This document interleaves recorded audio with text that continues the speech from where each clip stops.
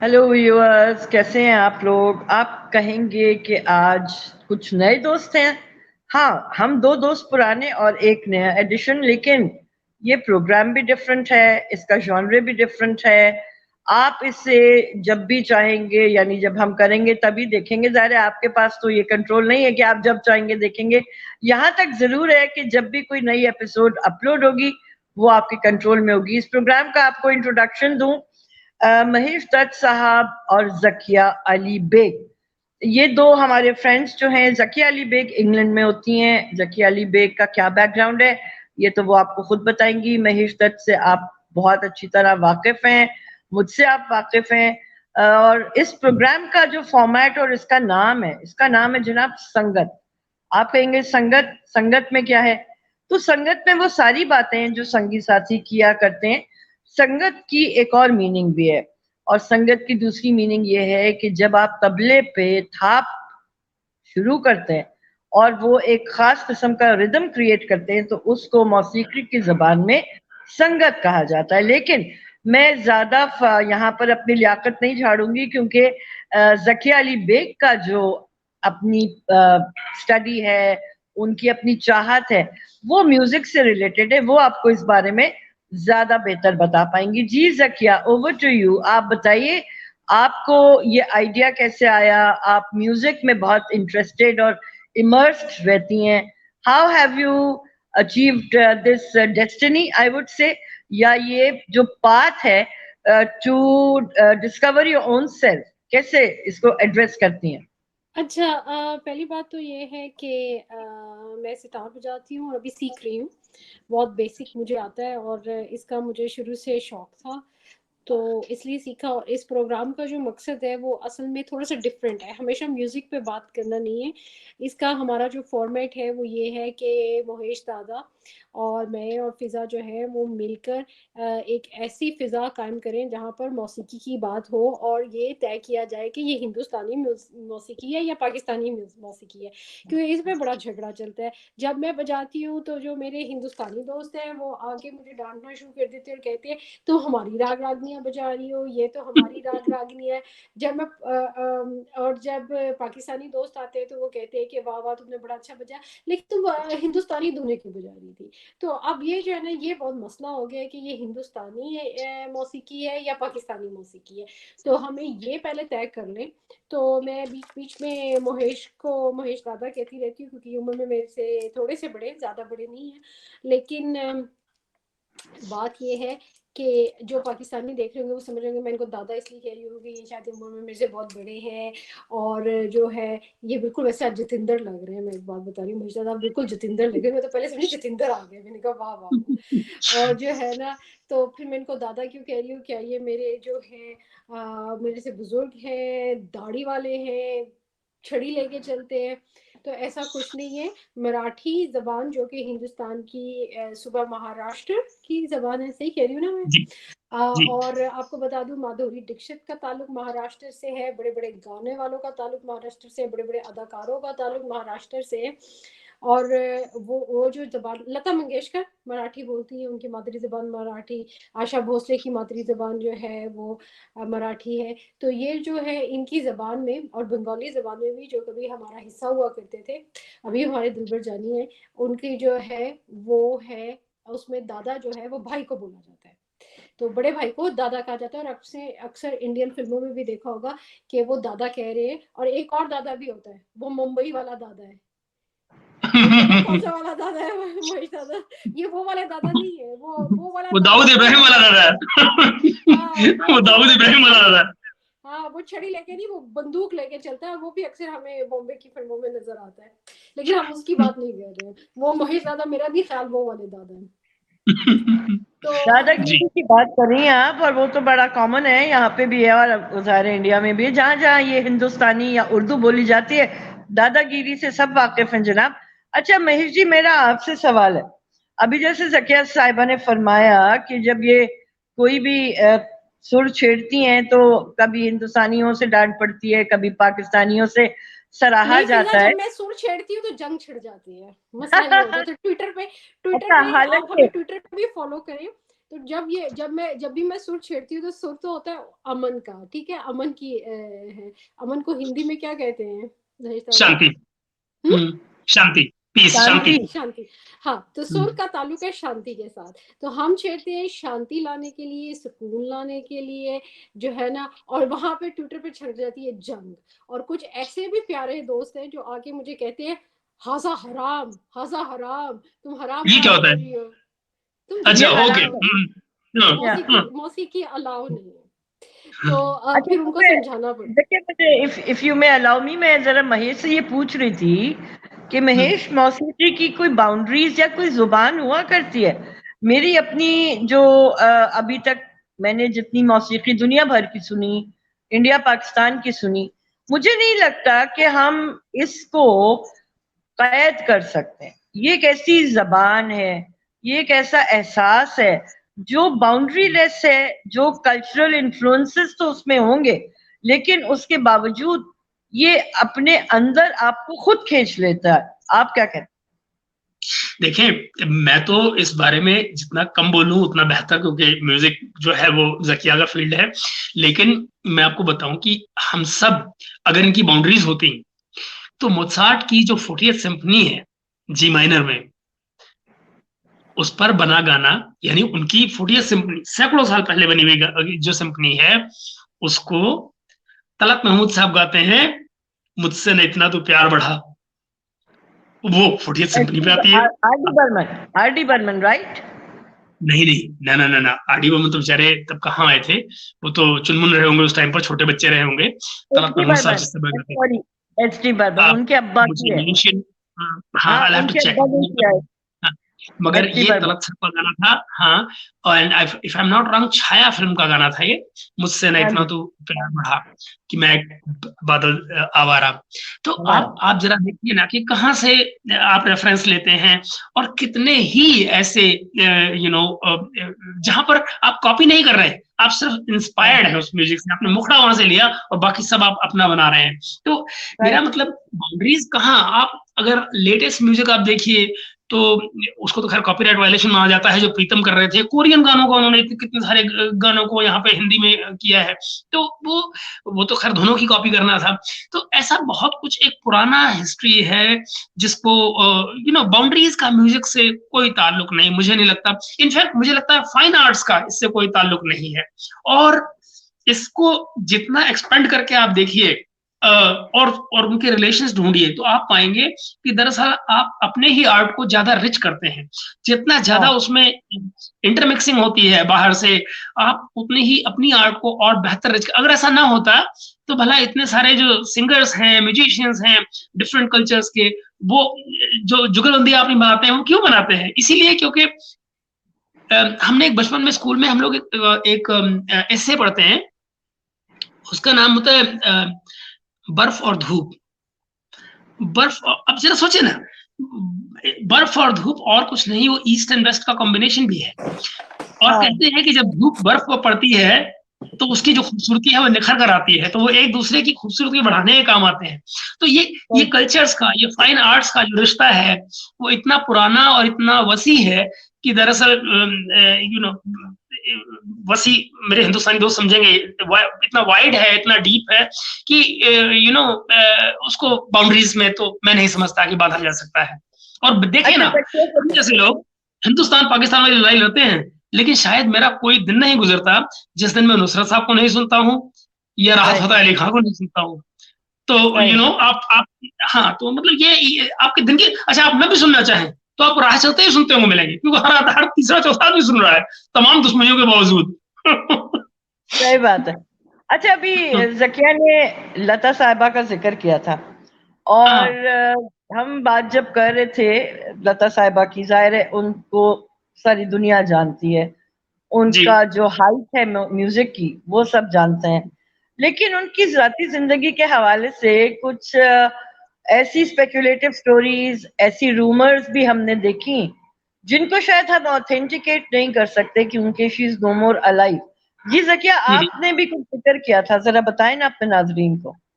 अच्छा, वो बीबीसी ने कुछ अर्सा पहले जो है ना वो शाया किया एक्चुअली उन्होंने उनका यूट्यूब पे भी अगर आप देखना चाहें कि जो ज़किया, आप स्क्रीन के सेंटर में आ जाएं, आप एक कोने में चले गए हैं, सेंटर में आ जाएं, थोड़ा सा अपने लेफ्ट को आइए आप। हाँ, उस्ताद सलामत अली खान जो है जो पाकिस्तान का बहुत बड़ा विरसा थे और फौत हो गए, वो क्लासिकल मौसीकी के बहुत माहिर थे।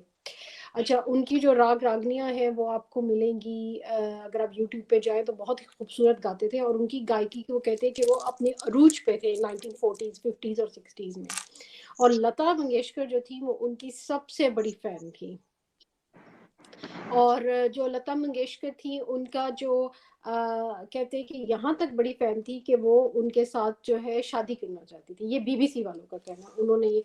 और उनके जो प्रमोटर थे उस्ताद सलामत अली खान के, बादल चौधरी, उनके घर पे वो क़याम करते थे जब वो बम्बई या कोलकाता आते थे, जो अब मुंबई है और वहाँ और कोलकाता है, वहाँ पर उनका क़याम होता था उस्ताद सलामत अली खान का। और उस्ताद सलामत अली खान जो है वो और लता जो थी वो अपनी सारी मसरूफियात कैंसिल करके उनके साथ जो है वो वक्त गुजारा करती थी। और उनकी बड़ी ख्वाहिश थी कि उनकी जो है वो शादी उस्ताद सलामत अली खान के साथ हो जाए। और उस्ताद सलामत अली खान ने उनसे वादा किया था कि वो उनको लाहौर लेकर जाएंगे।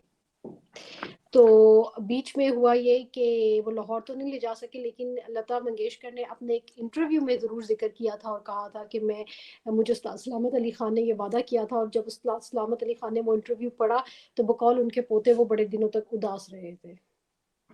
तो ये कहानी है। महेश, आपका क्या इस पर कहना है? क्योंकि बात वही है कि ना अब लता जी हैं ना सलामत अली खान है, हम किससे कंफर्म करेंगे ये बातें?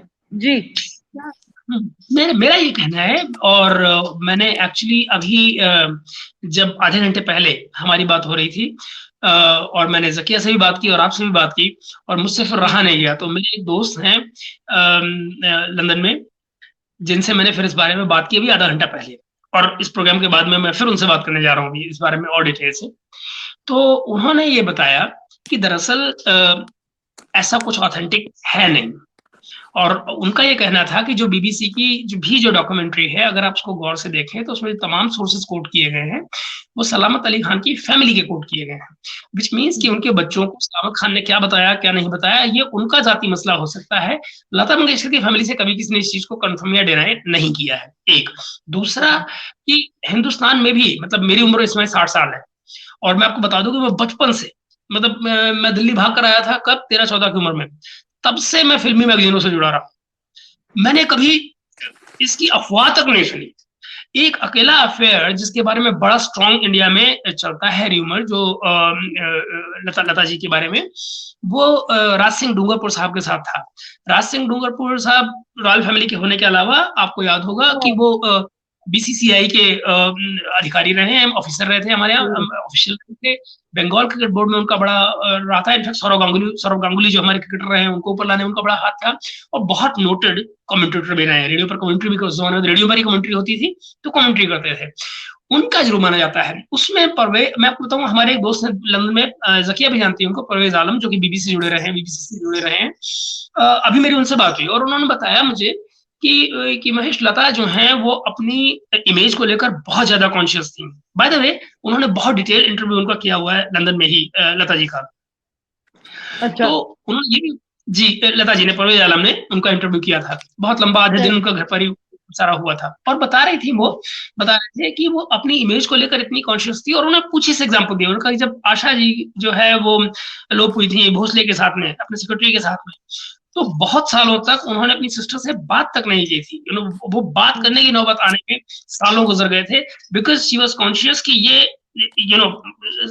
बोले ये इश्किया वाले जो मामले हैं वो गड़बड़ है। मतलब वो लता को हमेशा डर लगता था इन चीजों से। उनको ये था कि जो उनका अंडरस्टैंडिंग थी, वो बोले कि एक प्लेटोनिक रिलेशनशिप जरूर है, कि वो एक दूसरे के फैन थे, एक दूसरे की गायकी के फैन थे, और उस प्लेटोनिक रिलेशनशिप को आदमी किसी भी तरह से इंटरप्रेट कर सकता है। दैट्स एन ओपन स्पेस जहां पर आप मैं फिजा से इंटेलेक्चुअली कनेक्ट करता हूँ, और ऐसे में मैं फिजा के लिए नहीं करता, मैं अपने ऊपर ले लेता हूँ कि हम इंटेलेक्चुअली कनेक्ट करते हैं, और ऐसे में मैं ये मानने लग जाऊं कि जो इंटेलेक्चुअल कनेक्शन है उसमें दरअसल फिजा मुझे लाइन दे रही है। तो वो ऐसा कुछ है नहीं, वो मेरी बेवकूफी है। और ऐसे में अगर मैं अपने बच्चों को बताऊं, पता है क्या, फिजा ने तो शादी की भी ऑफर की थी, मैंने ही मना कर दिया।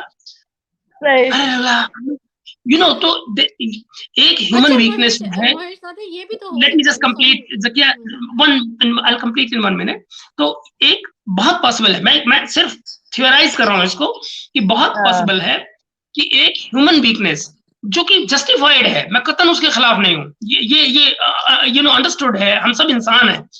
एक छोटी सी ह्यूमन फॉली जो है वो एक र्यूमर को बर्थ दे रही हो, जिसका दरअसल कहीं कोई और यू नो सबूत नहीं है, ऑथेंटिकेशन नहीं है, राइटिंग में कुछ नहीं है। बादल सरकार किसके प्रमोटर थे? लता मंगेशकर के तो नहीं थे, वो भी उन्हीं के प्रमोटर थे। You know, it's completely one-sided story. You know, so I mean, I have nothing to say more than that. कि fact कि भाई I have nothing to authenticate. जी से क्या बात थी? ये भी तो हो सकता है कि आखिरी उम्र में जाके उस्ताद सलामत अली खान थोड़े, क्योंकि ये हमें उनकी आखिरी उम्र के उसके बारे में मिल रहा है, थोड़े से डिसइल्यूजन्ड हो गए हैं। और वो जो प्लेटोनिक लव था जिसको आपने कहा, उन्होंने अपनी इमेजिनेशन में अपनी जो उसमें कुछ से कुछ बना दिया हो, ये भी पॉसिबिलिटी है। क्योंकि एक और बात जो मैंने नोट की थी उसमें, जो मैंने पढ़ा बीबीसी का या देखा प्रोग्राम, उसमें मजहब की बात नहीं लाई गई। हालांकि मजहब पे देखा जाए तो जो लता मंगेशकर थी वो अपने मजहब को लेकर भी बहुत ज्यादा कॉन्शियस थी और काफी मजहबी शख्सियत थी। उन्होंने अपने बाप के नाम पर शायद एक बहुत बड़ा मंदिर भी बनवाया था, तो वो इमेज से भी कॉन्शियस थी, वो अपने मजहब को लेके भी काफी ज्यादा भक्ति करती थी। और वो कहते हैं आखिरी उम्र में डिवोट करती थी, भजन गाती रहती थी घर में। तो वो भी एक बहुत बड़ा फैक्टर है जिसको इग्नोर किया गया है, क्योंकि उस्ताद सलामत अली खान तो ज़ाहिर है मुसलमान ये, और उसका कहीं जिक्र भी नहीं हुआ। तो ये काफ़ी जो है ना, इस पर हम चूँकि चर्चा कर रहे हैं क्योंकि ये नई चीज़ हमारे सामने आई है। और अगेन यही कि मौसीकी हमारी है या तुम्हारी, तो वो जो लय और रागनियाँ हैं वो इतनी खूबसूरत है कि वो इंसान को मजहब और सरहदों से बालातर होकर आपस में बांध देती है। और यही उन दोनों के साथ भी हुआ है। और यही मेरे ख्याल में महेश दादा और मेरे साथ और फिजा के साथ भी हुआ है कि हम मौसीकी के जरिए आपस में बंधे हैं।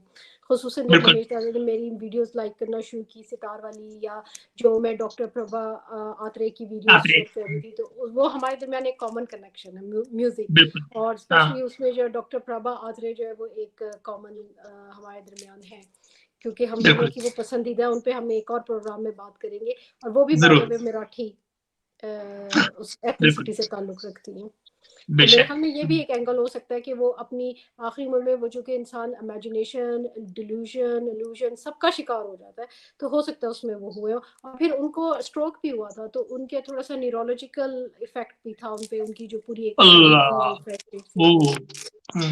तो फिर ये भी देखा जा सकता है कि कितनी हद तक उन पे वो न्यूरोलॉजिकल इफेक्ट हुआ जिससे उनकी मेमोरी इफेक्ट हुई। तो ये सब बातें भी मद्देनजर रखनी चाहिए, क्योंकि लता मंगेशकर ने वाकई कभी जिक्र नहीं किया और कभी उस्ताद सलामत अली खान की गायकी का भी जिक्र नहीं किया इंटरव्यूज में, जब तक मैंने देखी। ये भी सच है। उन्होंने हमेशा मेहदी हसन साहब और नूर जहां साहिबा की बात ही की, जब भी मैंने उनके जो भी कोई इंटरव्यूज वगैरह देखे। और दूसरी बात ये बता रही थी कि हमारे बचपन में महेश, आपके यहाँ की एक पब्लिकेशन शमा और दूसरी पब्लिकेशन स्टारडस्ट, ये बहुत ज्यादा पढ़ा जाता था। हमने भी बचपन से लेकर जब तक वो अवेलेबल होते थे हमने पढ़े, और उन दोनों मैगजीन्स में भी इस तरह के कभी रेफरेंसेस नजर से नहीं गुजरे। तो उनके जो मालिक है, मेरी उनसे बात, वो बड़े अच्छे दोस्त रहे मेरे, जो शमा के पब्लिशर थे वो मेरे बड़े अच्छे दोस्त थे। अच्छा। और जाहिर है इस तरह का रेफरेंस कभी भी शमा नहीं आया, स्टारडस्ट में नहीं आया। मेरी दोस्त शोभा डे, उन्होंने तो बाकायदा एडिट किया था, एडिटर थी वो स्टारडस्ट की। तो कभी मैंने उनके मुझसे मैंने और बहुत सारे गॉसिप सुने हैं बॉलीवुड के, बट रेखा वगैरह के बारे में, बट ये बातें कभी नहीं आई। लेकिन लता साहिबा का एक इमेज भी तो है, जैसे कि वो एक देवी समान थी और हमेशा वाइट कपड़े पहन के और बड़ा उस तरह से रहती थी और कोई मेकअप वगैरह नहीं। तो वो भी मे बी उनकी वो एक इज्जत का भी एक पहलू था, जो इतनी इज्जत दी जाती थी कि कोई रूमर्स ना फैलाई जाए, कुछ किस्म की बात ना की जाए जो उनकी इमेज को मुतासिर करे या उनकी जो है सोच को या उनको दुख पहुंचाए। तो ये भी तो एक फैक्टर हो सकता है। हाँ, वो सारी चीजें चलती है, लेकिन एक बात है कि जो बड़ी शख्सियात होती हैं उनके बारे में रोमांटिसाइज भी फैंटेसीज को किया जाता है, अपने अपने एंगल से चीजों को देखा भी जाता है। और बहुत सारी स्पेक्युलेटिव चीजें आपके सामने कि वो चलती हैं जिनको आप शायद कभी भी ऑथेंटिकेट ना कर पाते हो।